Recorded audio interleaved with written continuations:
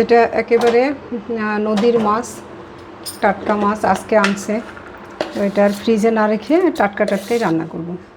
লবণ দিয়ে দিলাম।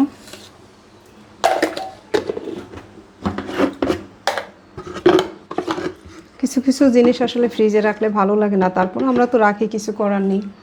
দিয়ে দিলাম হলুদের গুঁড়া, একটুখানি মরিচের গুঁড়া। এটাতে আমি কিন্তু বেশ খানিকটা পেঁয়াজ দেব, অনেকটা পেঁয়াজ দিয়ে দেবো মাছটাতে। মাছে আমি সামান্য রসুন বাটা দেবো, আর দেবো না। আমি অনেক সময় অ্যাভয়েডই করি, দেই না। আজকে একটু দিলাম। দিয়ে দিব একটু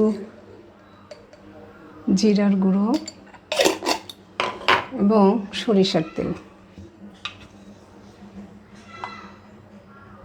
ছোট মাছের চচ্চড়ি, জানি না কে কীরকম করেন, আমি আজকে এরকমই করছি। এটা হাত দিয়ে মাখাই দিলে খুব ভালো হতো, আমি আর হাত দিয়ে মাখাবো না, কারণ হাতে অনেক লেগে থাকে তেল ঠেল। খুন্তি দিয়ে আমি করে দিয়েছি যাতে মশলা তেল একটুও নষ্ট না হয়। এটা হচ্ছে নদীর দর্গি মাছ, আপনারা কি বলেন জানি না। আমি অল্প একটু জল দিয়ে দিলাম। এবার আচ্ছা, ডগরি ডগরি, আমার উচ্চারণে ঝামেলা আছে ভাই, কিছু মনে করবেন না। স্প্রিউলুনা, সেটাকে বলি স্প্রিউলুনা, সেটা নিয়ে অনেকে হাসাহাসি করেন। কি আর করবো, তাড়াহুড়া করে বলে ফেলি। তো এবার মাছটা আমি ঢেকে রাখবো। আর উচ্চারণের সমস্যা থাকলে কি আর সমস্যা বলেন, ভালো খাবার তো খাই, পচা খাবার খেলে না সমস্যা। আচ্ছা, এটা দিয়ে না হবে না ঢাকাটা, তারপর একটু দিয়ে রাখি। 2টা কাঁচামরিচ দিয়ে দিলাম, মরিচের বোটা শুদ্ধ দিয়ে দিলাম, একদম গাছের মরিচ। এবার ঢেকে দিয়ে আমি এটা অন্য চুলায় ট্রান্সফার করে দিই, এখানে অন্য কাজ করব। চুলাটা বন্ধ করে এখানে হতে থাক মাছটা, শেষে আবার আপনাদের সাথে শেয়ার করব। ওটা হতে তো একটু সময় লাগবে। এখানে আমি যেটা করব, ইলিশ মাছ রান্না করব, তো এটা একটু ম্যারিনেট করি। ইলিশ মাছ, আমাদের বরিশালে বেড়াতে আসলে যদি ইলিশ মাছ না খাওয়ানো হয় তাহলে কি হবে? আর বরিশাল কলা পাতায় পাতুরিও খাওয়াতে হবে। এখানে আমি পেস্ট নিয়েছি, কাজু, কি দিলাম, কাজু, সরিষা, নারকেল, আর হচ্ছে ভুলেই তো গেলাম কি কি দিলাম, কাজু, সরিষা, ও আচ্ছা, কাঠবাদাম, কাঠবাদাম, কাঠবাদাম, নারকেল, নারকেল, সরিষা ভুলে গেছি। যাই হোক, দিয়ে দিলাম হলুদ,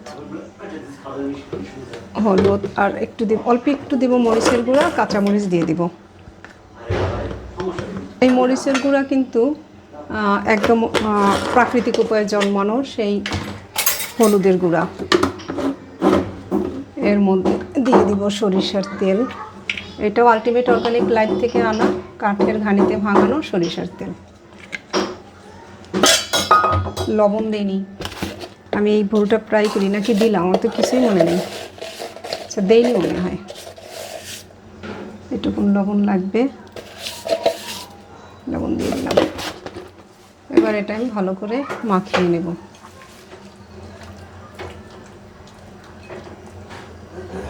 আমি অল্প একটু পেঁয়াজ দিয়ে দিচ্ছি, ইলিশ মাছের পেঁয়াজ আসলে আমি খুব একটা পছন্দ করি না। আমি ভালো করে মাখিয়ে নিই। কলা পাতাটা আমি আগেই ধুয়ে রেখেছি, পাতাটা না ফ্রিজে রেখে দিয়েছিলাম, সবসময় তো সংগ্রহ করা সম্ভব হয় না। এবার আমি মাছগুলো দিয়ে দিই। এটা আমাদের আসলে বরিশালের খুবই ঐতিহ্যবাহী বলেন বা যাই বলেন না কেন, আমাদের খুবই প্রিয় একটা খাবার, আর গেস্টদেরও খাওয়াতে পছন্দ করি। আর স্বাস্থ্যকরও, কারণ ইলিশ মাছে আছে প্রচুর পরিমাণে ওমেগা 3। ইলিশ মাছ এটা আসলে মেডিসিন, মানে এটা নষ্ট করার কোনো মানেই হয় না, রান্না করে ভেজে কি দরকার।